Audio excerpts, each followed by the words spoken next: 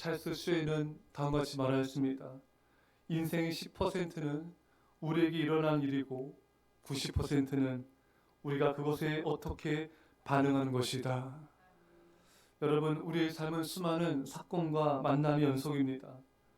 우리 삶 속에 때론 우리가 전혀 생각지 못한 일들이 발생하고 감당하기 어렵게 느껴지는 일들이 일어나기도 합니다. 불가항력적으로 일어난 일들은 어쩔 수 없습니다. 그러나 그 일들과 상황에 대한 반응은 내가 선택할 수 있습니다. 때론 상황과 환경이 압도되어서 그 자체를 통제할 수 없다고 느낄 때도 있을 것입니다. 하지만 우리는 내 반응과 태도를 결정할 특권 자체는 빼앗기지 않았음을 기억해야 합니다. 어느 누구도 우리에게 일어난 일들에 대한 반응을 선택할 그 자유를 우리에게서 뺏을 수는 없는 것입니다. 사랑하는 여러분, 여러분 삶 속에 일어난 일들에 대해서 여러분 스스로가 반응할 권리가 있습니다. 여러분들 삶에 일어난 일들, 상황, 환경에 대해 여러분 어떻게 반응하고 있습니까? 많은 사람들은 자신에게 일어난 일들을 어려움으로 인해 신세한탄하거나 남을 원망하거나 탓하거나 좌절하고 절망하면서 우울하게 살아가는 반응으로 선택하는 걸 보게 됩니다. 하지만 어떤 사람은 역경과 고난 속에서도 희망으로 반응하고 믿음의 긍정으로 반응하고 오히려 그 어려운 일들을 통해 비상하며 축복을 누리는 것을 보게 된 것입니다. 여러분, 어떤 역경과 고난이 와도 믿음으로 반응한다면 여러분들 승리하게 될 것입니다. 이스라엘 백성들이 가나안 땅에 들어가라는 이 말씀에 대해서 또 가나안 족속을 그 땅을 보고 와서의 그들의 반응은 어떠했습니까? 부모님 세대는 엄마 물병으로 두려움으로 반응하다 망했습니다. 하지만 그 다음 세대는 여호수아 이끄는 그 세대는 침묵으로 반응하였고 믿음으로 반응하였습니다. 그래서 그들은 승리할 수가 있었던 것입니다. 사실 여러분, 땅도 똑같고요, 가나안 족속도 똑같아요. 그들이 바라본 건 똑같았던 것입니다. 그리고 열 정탐꾼들이 바라보는 가나안 땅과 여호수아 갈렙이 바라보는 가나안 땅도 똑같았습니다. 하지만 반응이 달랐죠. 참 신기하지 않습니까, 여러분? 똑같은 사람을 봐도 반응이 다른 거예요. 똑같은 말씀을 들어도 반응이 다른 거예요. 똑같은 사람을 봐도 정말 반응이 달라서 어떻게 저렇게 똑같은 상황과 환경과 사람과 하나님의 말씀에 대한 반응이 이렇게 다를 수가 있을까?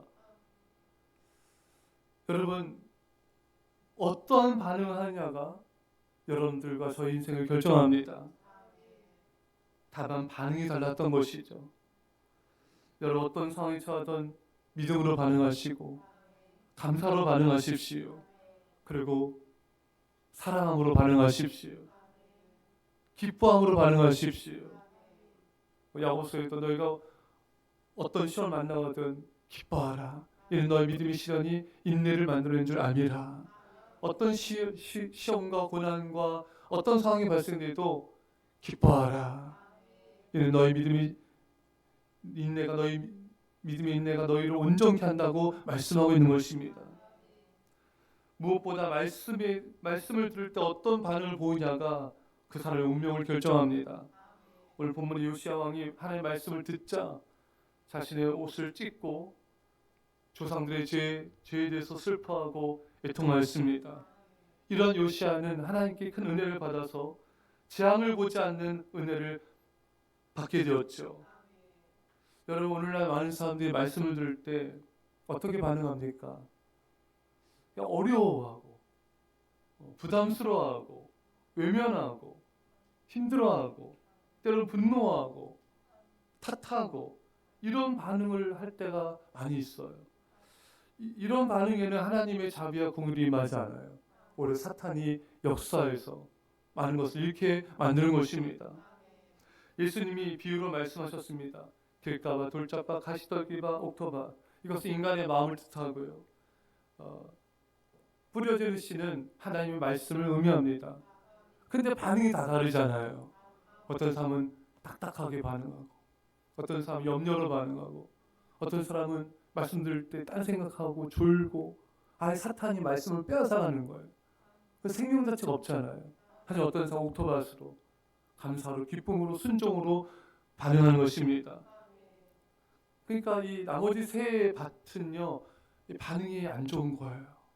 오늘 새벽에도 여러분들 예배에 나오시는 우리 아이들도 주님 말씀을 정말 사모하고 집중하고 감사하고 입으로 아멘하고 이런 사람들이 있고 그냥 믿음으로 반응하지 않는 밭도 있는 거예요.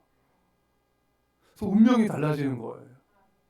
똑같은 말씀인데 똑같은 말씀을 듣는데 이렇게 어떻게 반응하에 따라서 완전히 인생이 달라지는 거예요. 제가 여기에 우리 아이들한테 되겠죠. 여기에 만약에 뉴진스가 왔다. 아무도 안 잘 거예요. 그렇죠? 이게 우리가 마음가짐이 중요한 거예요. 믿음도 믿음이지만 마음가짐과 의식이 중요한 거예요.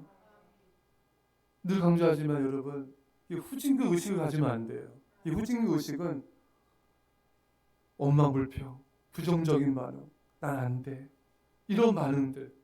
이게 정말 이게 열정탐꾼들의 반응인 거죠. 하지만 여호수 갈렙처럼 믿음으로 반응하고 감사로 반응할 때 우리 가나안 땅을 정복하고 승리하게 될 것입니다. 요시야 왕이 말씀 앞에 즉시 애통하고 회개할 수 있었던 것은 그가 기도하는 자였고 부드러운 밭을 가졌기 때문인 것입니다. 그러니까 여러분들이 예배드리기 전에 정말 회개하고 정말 사모하고 정말 간절히 기도할 때 이 예배 때 임하는 하나님을 만날 수도 있고 아니면 그냥 형식적인 교인으로 남을 수도 있습니다. 정말 여러분들이 예배를 사모함으로 반응하고 기도함으로 반응하면요 정말 하나님 우리를 만나주세요. 큰 은혜를 주시고 성령을 부어주십니다. 하지만 어떤 사모함도 기도함도 뛰어 예배드림도 없으면요 그냥 교회만 다닐 뿐이에요. 그냥 교회만 왔다 갔다 하는 거예요. 그런 마음밭은 믿음이 자라지 않습니다. 사랑하는 여러분, 회개함으로 말씀 받고 감사함으로 말씀을 받는 반응은 참으로 좋은 반응인 것입니다. 여러분, 초신자여도요 교회 나온 지 얼마 안 된 초신자도 정말 그 말씀을 감사함으로 받는 사람은 믿음이 수수자랍니다. 하지만 교회를 오래 다녀도 어떤 이런 감사, 아멘, 순종, 기쁨으로 말씀 받지 않으면요 잘 성숙해지지가 않아요. 신앙이 깊어지지가 않아요. 여러분 감사함으로 믿음으로 반응합시다. 오늘 요시야 왕 말씀 들을 때 찔림을 받고 깊이 회개했습니다.